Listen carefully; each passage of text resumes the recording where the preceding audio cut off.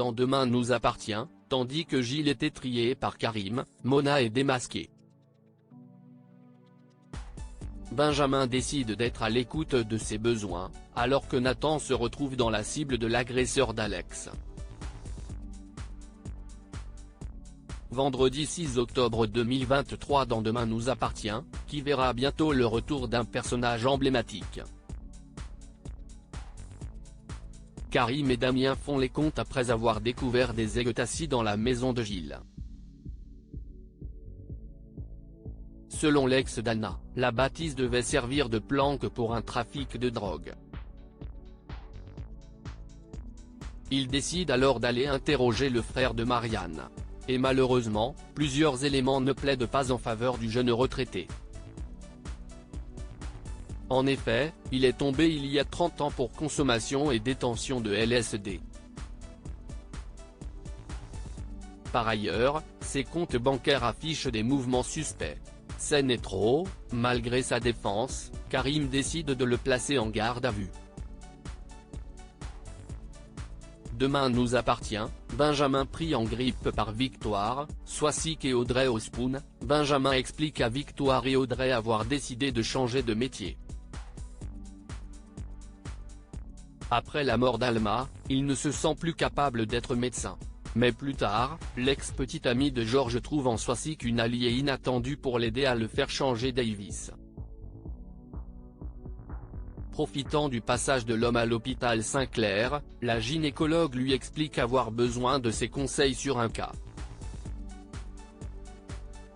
Mais, le pédiatre n'est pas dupe. Il comprend rapidement le manège des deux jeunes femmes.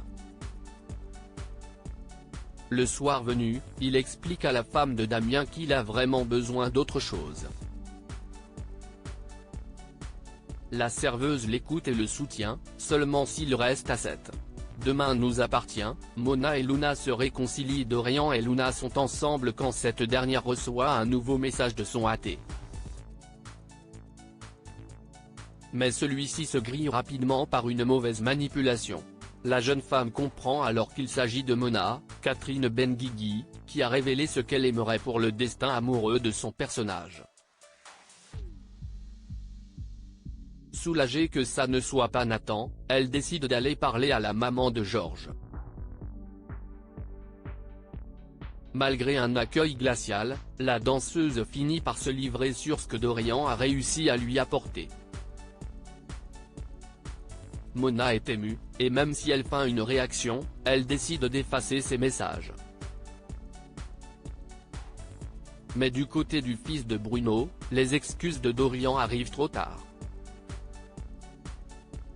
Ce dernier se livre avec sincérité, mais le jeune homme est blessé d'avoir été mis de côté par celui qu'il considérait comme son meilleur ami.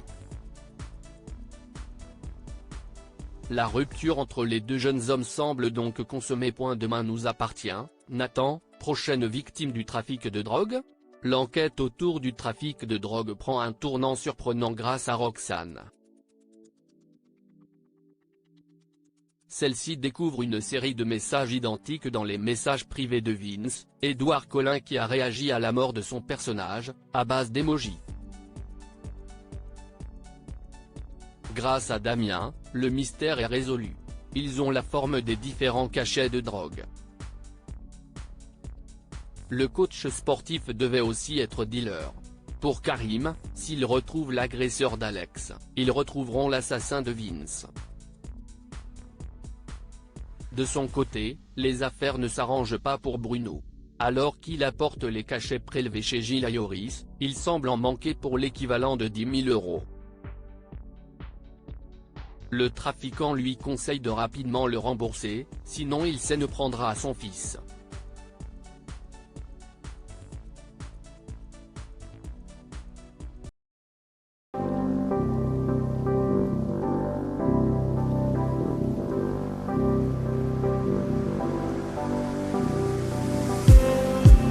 Just need